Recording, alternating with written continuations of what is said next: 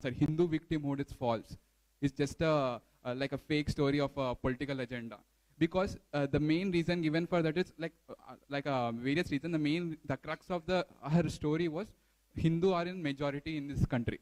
So nothing can happen to them because they have the numbers, they have the power to tilt the vote in their favor.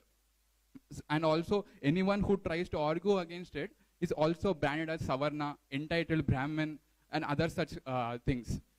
Like the same thing was applied in USA, and look what we got now. We got Trump. The reactionary element to the social justice warrior is nothing but Trump. The white supremacist, any other reactionary elements. And also, this system is propagated by ecosystem in academia. Because anything you do, because not everyone can have such profound nuances. So my question is how to overcome this, sir? How to fight this entitlement or the victimhood? When will this victimhood go, sir? I'll give you a simple example, a simple answer. 1 minute, sir. Extension of this question. Okay, in this constitution, I am Raghu from Prajna Bharati, by the way. The constitution we have 24 to 35, article 24 to 31, which protects the minority rights. Okay, minority rights. But we do not have anything like majority rights. It only says, the constitution only says that they can anyway influence the franchisee, so they don't need to have a separate majority rights. So are we fighting the constitution? Are we fighting the state? Okay, and in this Hindu fragmented society, can we really do this? Okay, I got this. Okay.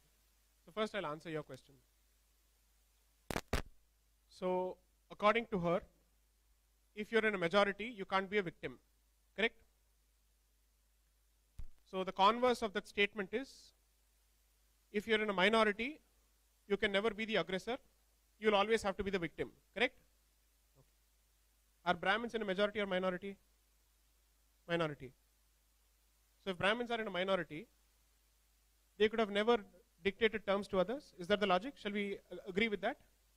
Anybody who is less in number and does not enjoy numerical superiority is never in a position of dominance. Correct? That's the assumption. Brahmins were never in a majority. Why do you keep blaming Brahmins? Why do you keep bashing Brahmins all the time if, according to you, people who are in minority can never dominate others? It is not a question of numbers. What applies to Brahmins must also apply to others? Or is the logic different? If the logic is different, then it is convenience. Correct? I won't call it logic then. Correct? What was the number of Britishers when they left this country? Any guess? They were barely a few lakhs. What was the population of this country when those people left this country? 30 crores. Correct? Even today, Britain does not have that kind of population. We are very good at breeding. Right?